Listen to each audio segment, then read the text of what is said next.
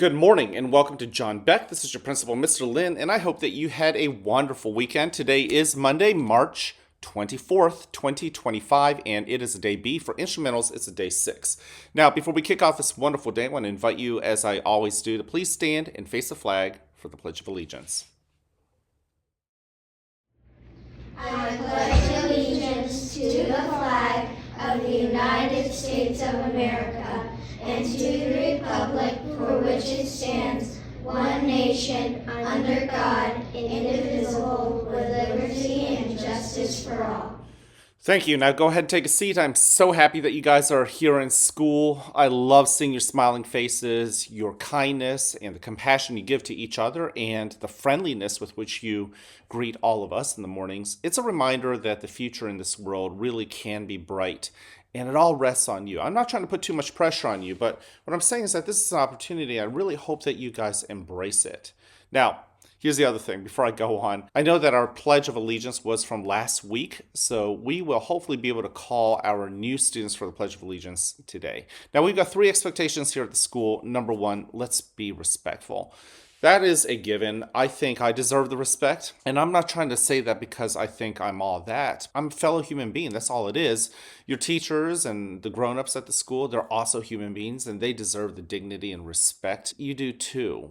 Boys and girls, there are times when we might accidentally not give the dignity and respect to somebody. Maybe we just weren't thinking. Maybe we weren't as considerate as we should have been. That's one thing. And if we figure that out, the next thing we got to do is just do better and work on it.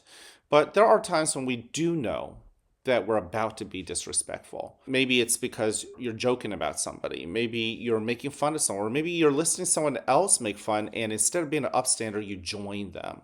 Those are the moments where you've got to pause and say, you know what, this is not what the other kid deserves. We want to make sure that everything that our fellow humans at our school get is the respect. At the very least, they deserve that respect and dignity. Number 2 is responsibility. Take responsibility of your realm of control. It is true. You can't control all the laws, right? When you get older, you can vote and you can be a part of that system. But right now, as kids, you certainly have less control. That doesn't mean that you don't have any control. Your hands and your feet and the words that come out of your mouth matter. Oftentimes, I talk about things that you ought to do when you have slipped up, maybe you've made a mistake, and how you've had to take responsibility to fix it. Well, this weekend, I fell short.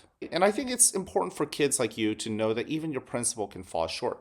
You see, even though my job is as a principal, that doesn't mean I don't have homework.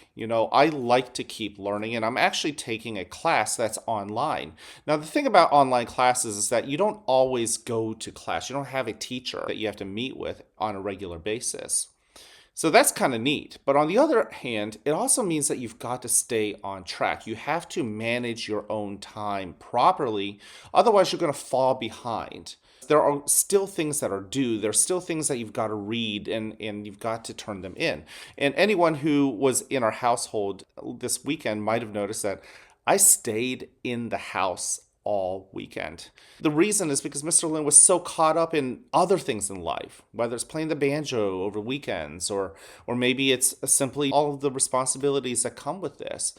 Well, believe it or not, I ended up 4 weeks behind schedule. I was 4 weeks behind in all the work I had to get done. I wasn't responsible the last 3 weeks. I probably should have been, but when I realized I wasn't being responsible, what do you think I did? It was a beautiful weekend. The sun was out. Definitely was temperature that I could have been outside downtown playing the banjo that I always enjoy.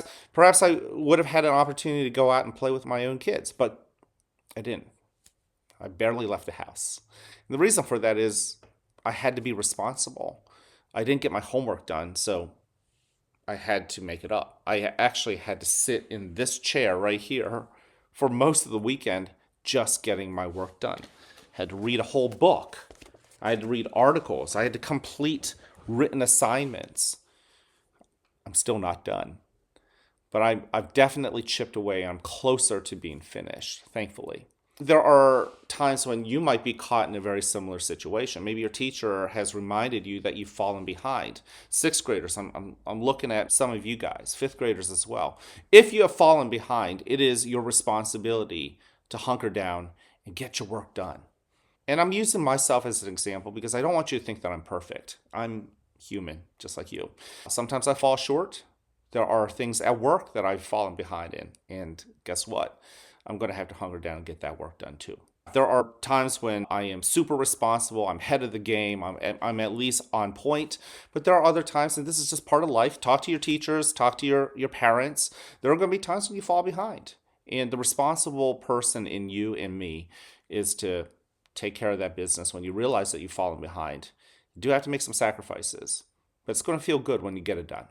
Number 3, show that you're ready to be the best person that you can be, ready to feed the T-flex. When your mind is stuck in that rock brain, can you relax? Can you allow yourself to go with the flow and find other ways that you can have a voice and be a part of the process? Be ready for the future. I talked about it earlier in the morning announcements where you guys are the future. I want you to be ready for that. The future is going to come real quick, and I want you to be ready to take it on when it is your time to shine.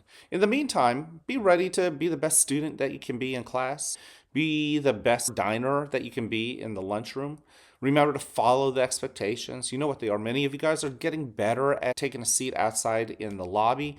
Not all of you guys have been. So if you're one of the students that have been doing the right things, keep doing it. If you have slipped up, it is a brand new day. It's a clean slate. Be ready to take it on and do it right today.